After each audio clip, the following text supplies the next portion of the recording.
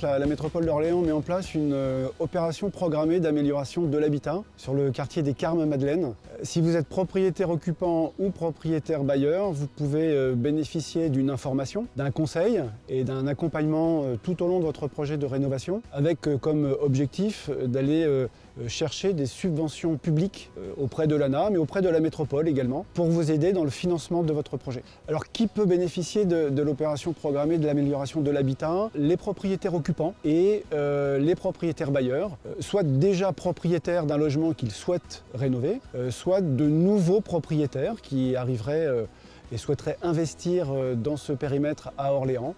Ils peuvent bien entendu, sous réserve de réaliser des travaux complets d'amélioration de leur logement, bénéficier des subventions. Pour vous expliquer plus clairement comment se déroule tout le processus d'accompagnement des propriétaires, je laisse la parole à deux d'entre eux qui vont vous expliquer étape par étape comment s'est déroulé l'accompagnement que nous proposons.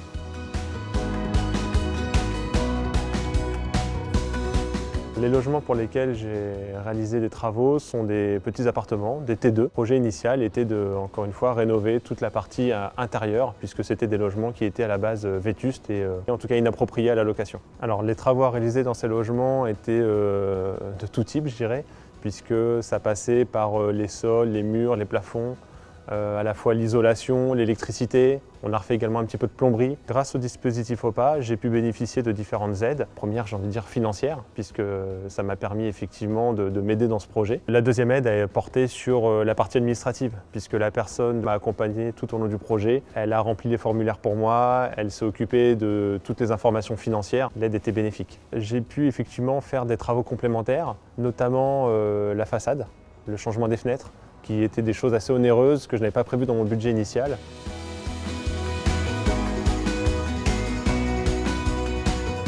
Je suis le propriétaire d'une maison dont un logement est à rénover. C'est un logement qui était inhabité depuis 4-5 ans. Alors dans ce logement, il y avait tout à refaire.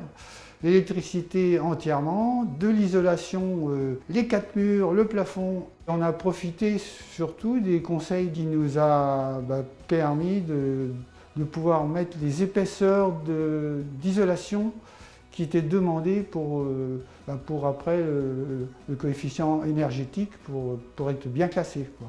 On devrait toucher une subvention d'environ 30%. Si on additionne ce qui va être donné par le PA des Carmes plus l'ANA, ça nous fera à peu près un chiffre de 30% de subvention. Ce qui est très avantageux parce qu'on va disposer d'un logement qui va être sain, bien isolé et tout neuf.